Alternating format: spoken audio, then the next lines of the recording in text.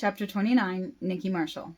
The smoke exits my lungs in a long breath out. My own breath, even without the smoke, is visible in the cold air. A few people have the same terrible addiction as I do. I should have listened to Mom and Dad and never started. Not that they were the best influences on that. All smokers will tell you not to smoke in between their puffs. It started as a social thing at the bar with flavored smokes. A dumb, drunk socialization community moment. I thought I could control it. We each take in our cigarettes in silence. We'll run out once the smoke shop does. Then we'll quit. Can't smoke if there's nothing to smoke. Calm is settling in. This is the new normal.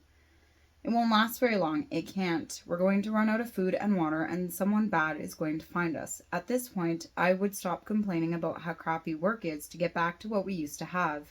But this is fine with me for now. Matt doesn't seem like he wants to do anything more than party still. There isn't anything to fear from him as long as we don't get in his way. No one has seen Brad since he walked away from us on the boat. I miss him. I hope he figures things out soon. We head back inside after our break, though I would prefer the outside. The darkness of this place gets me. I wish that we could go back to the boat or the pool. The skylights there let enough light in that we wouldn't need fire or flashlights during the day. We might still need the fire for heat, though. I hope it ends up being a warmer winter. I don't know if we'll survive a -30 winter. Nikki? Eric says in a panic behind me. I turn around to see him halfway between bolting and attacking two people making their way inside. We must have left those doors unlocked. I rush up to Eric and put a hand on his shoulder. We don't have any weapons bigger than a knife on us, and they look unarmed. They make it through the second set of doors. Eric tenses under my hand. The pair doesn't do anything. They look human, but I can't be sure anymore. The lady with bleach blonde hair and black streaks looks fierce and angry. Her male friend looks happy and a bit more friendly. He looks like he might be a ginger, but there isn't enough light in here for me to tell for sure. Leave us alone, Eric warns them. My hand leaves his shoulder so I can smack him on the back of his head. I don't know why, but it seems like the most appropriate thing to do with the audience. Almost like a swift kick under the table to shut your friend who is spilling too much information about you to your parents. I'm Nikki. Who are you? I ask them. I take a couple of steps forward and put myself between Eric and the couple. I'm Miles and this is Kelly. Nice to meet you. We're looking for survivors to join us. A wizard friend of ours has a house. There's heat, electricity, food, and plenty of room.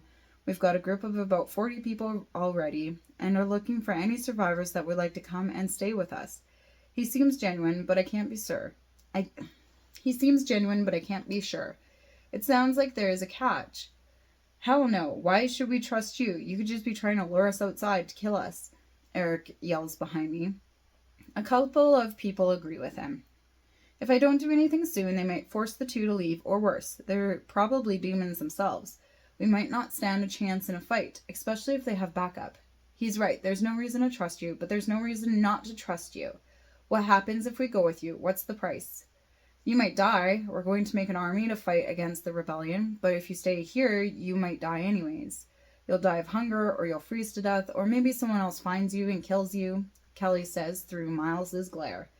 You're probably right. I turn around. Gary and the rest of the group have drawn into a crowd behind us. Gary walks to join beside me. He continues. We'll put it to a vote, but we need to include the rest of us. It doesn't take a genius to know what their responses will be. No one's going to agree to fight and die. Gary and I take lead and guide everyone through the lobby and down the stairs. I'm not sure exactly where he thinks he's going. He might already know where everyone is. He's been on lookout for a while. Matt's people notice us as we walk through the halls. Some broke off into different stores, and it looks like they slept there through the night. They're dressed in all fashions of brand new clothing. With all the people possibly scattered through the entire mall, I have no idea how we're going to be able to find Matt and everyone else that quickly. Maybe we should split off into groups, or maybe one of the others can tell me where he went off to.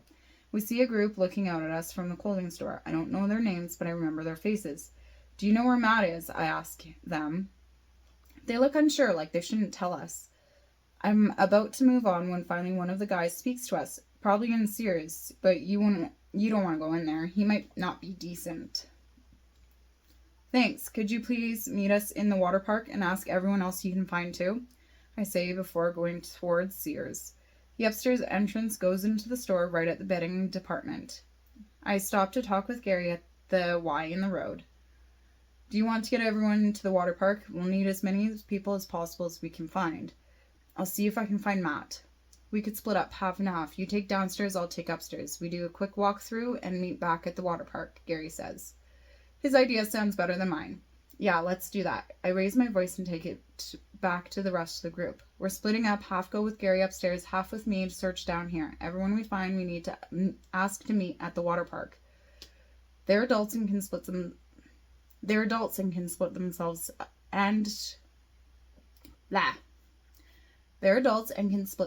up, and Kelly and Miles can decide what they want to do. In no time at all, it feels like my group makes it to the end of the mall. We really could see some of the destruction that Matt's group did. Lots of stores had their windows broken so people could get inside and take what they wanted. We didn't find too many people, but most of the higher fashion stores are upstairs. That's where I would have gone. I peer into Sears, but I don't see anything. The windows aren't broken here, so I decide to leave Sears to Gary. Let's go back, I say to my group. People are found slowly making their way to the water park. They aren't in as much of a hurry as we are. Many of them are noticeably hungover, so that might have something to do with it. We go into the park through the main level beach entrance. The air is colder than the last time I was here. It's colder than the other side of the door.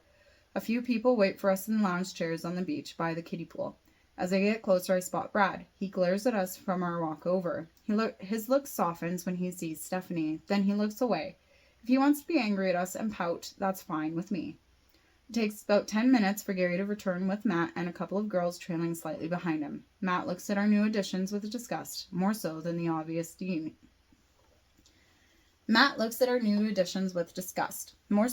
obvious demons. Tensions thicken the mood. We can't wait too much longer, or a fight is bound to break out. There's no telling what the angry mob will do. I start. I'd like you all to meet Kelly and Miles.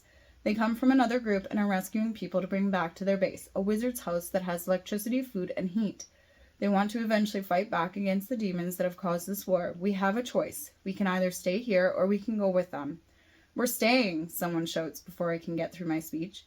I try not to roll my eyes at the interruption. I figured we'd put it to a vote. It's simple, we're staying here, Matt interrupts me. They're monsters, they'll eat us the moment we get to the wizard's house. How do we know we won't die here tomorrow? Someone could come here and kill us all, Gary tries to reason. Then we kill them. He points to Miles and Kelly. I move between them and Matt. Heated rage books over. Would you get over yourself? You're acting like a child. Demons exist, so what? Stop being racist bastard and start judging them by their individual actions. And stop partying. Obviously, this is going to last a while. Grow up and start helping us survive. These two are offering shelter, food, electricity, and more. They will exchange it to us for helping fight against the ones who caused all this. Or we could stay here. Maybe we survive, maybe we don't. And we certainly won't if no one puts in any effort. So we're going to have a vote. Raise your hand if you want to stay here. A couple of hands shoot up immediately, including Matt's. I wait a couple of seconds. Other people raise their hands after looking around at the others. It becomes a clear majority without having to ask the other half to vote.